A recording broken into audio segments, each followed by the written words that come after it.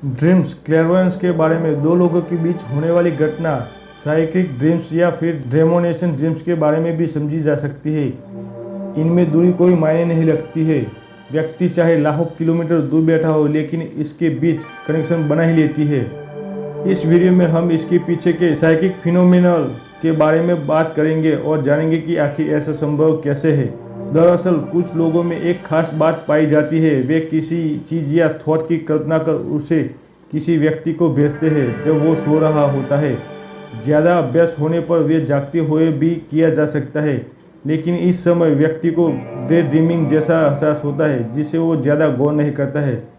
सोते समय हम किसी खास संदेश को माध्यम तक भेजते हैं तो उसे सपनों में वो संदेश मिलता है और वो उसे फॉलो करने लगता है। ये एक खास एबिलिटी है जिसके जरिए आप मीलों दूर बैठे व्यक्ति को सिर्फ सपनों के माध्यम से अपने पास बुला सकते हैं। साइकिक ड्रीम्स को लेकर काफ़ी सारे एक्सपेरिमेंट हो चुके हैं और उन्हीं में से कुछ में किसी व्यक्ति को इतना प्रभावित किया जा सकता है कि सिर्फ सपनों के माध्यम से उसे ये लगने लगता है कि वो उस जगह पर लंबे समय तक रहा है जहां वो हकीकत में कभी गया ही नहीं था। अगर साइकोलॉजिकल फैक्ट के अनुसार देखें तो एक साइकिक कनेक्शन किसी भी दो सब्जेक्ट के बीच बनाया जा सकता है, पर शर्त इतनी है कि उनके बीच इमोशनल बॉन्डिंग हो। कॉन्सेप्ट ऑफ ड्रीम्स क्लेयरवॉयंस को बेटर तरीके से समझने के लिए ऐसे बहुत सारे एक्सपेरिमेंट किए गए हैं। इन सब में सबसे ज़रूरी बात सामने आई कि जिन लोगों के बीच ये होता है उनके बीच स्ट्रॉन्ग कनेक्शन होना बेहद ज़रूरी है। ऐसी स्थिति में एक छोटी सी घटना भी उनके बीच किसी तरह से साइकिक ड्रीम्स की स्थिति पैदा कर सकती है। ज़्यादातर लोग ये समझते हैं कि टेलीपैथी एंड ड्रीम्स क्लेयरवॉयंस दोनों ही एक ही घटना है। हालांकि पक्के तौर पर इन्हें समझा नहीं जा सकता है, लेकिन कुछ एक्सपेरिमेंट के जरिए इन्हें समझने की कोशिश हुई है। हालांकि इस अनुभव को पहले भी शेयर किया जा चुका है, लेकिन वो एक अच्छा उदाहरण है, इसलिए आपके साथ यह शेयर किया जा रहा है। रवि को पिछले कुछ दिनों से एक अजीब सा सपना आ रहा था। उसे सपने में एक जगह दिखाई देती थी जहां पर कुछ खास लैंडमार्क बने थे। उसने डॉक्टर से इस बारे में कंसल्ट किया, लेकिन सब कुछ नॉर्मल था। कुछ दिन बाद उन्हें ऐसे लगने लगा मानो कोई है जो उसे बार बार एक जगह पर बुला रहा हो। उसे अपने सपने में वो जगह ऐसे दिखाई देती थी मानो वो हमेशा से वहाँ जाता रहा हो। उसने उस जगह जाने का प्लान किया और पहली बार उसने आउट ऑफ कंट्री विजिट किया। वहां पहुंचने पर वो देखता है कि यहाँ पर सब कुछ वैसा ही था जैसे कि वो अपने सपने में देखता था। हर वो जगह वो देख रहा था मानो हमेशा से वहीं पर घूम रहा हो। तभी कुछ एक्सपर्ट उसकी तरफ आए। उन्होंने कहा कि आप यहाँ कैसे?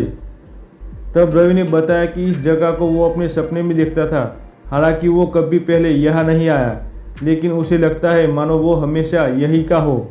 एक्सपर्ट ने उसे बताया कि वो यहाँ आया नहीं है, बल्कि उसकी टीम ने खास सपने भेजने की तकनीक के जरिए उसे वो सब सपने में दिखाया है। वो उनके एक्सपेरिमेंट का हिस्सा है। इस तकनीक के काफ़ी सारे फायदे हैं।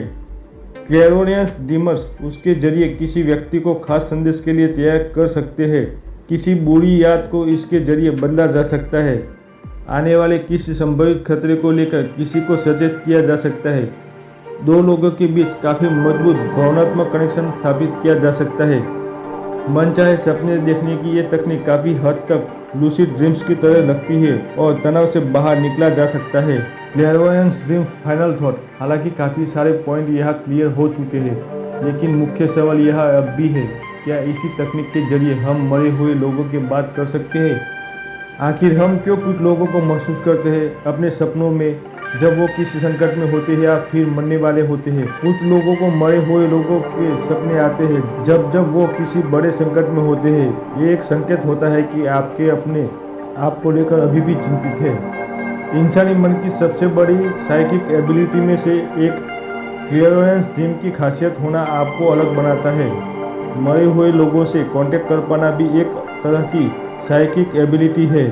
अगर हमें सपनों में मरे हुए लोग दिखाई देते हैं तो हमें आने वाले किसी भी खतरे का अंदेशा होने लगता है। खैर, इसके बारे में कुछ बातें हो चुकी है।